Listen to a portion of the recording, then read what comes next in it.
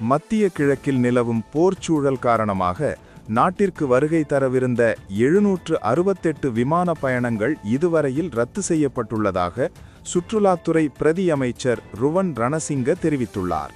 இதன் காரணமாக சுற்றுலா பயணிகளின் வருகையில் சுமார் 30% வீழ்ச்சி காணப்படுவதாக அவர் சுட்டிக்காட்டியுள்ளார். சுற்றுலாத்துறையை ஊக்குவிப்பதற்காக மத்தள விமான நிலையத்தை அபிவிருத்தி செய்ய திட்டங்கள் வகுக்கப்பட்டுள்ளதாகவும் பிரதி அமைச்சர் குறிப்பிட்டார்.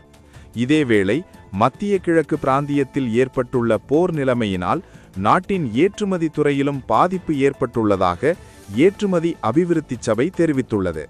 மொத்த ஏற்றுமதியில் சுமார் 8% மத்திய கிழக்கு பிராந்தியம் பிரதிநிதித்துவப்படுத்துவதாக அதன் தலைவர் மங்கள விஜயசிங்க தெரிவித்தார்.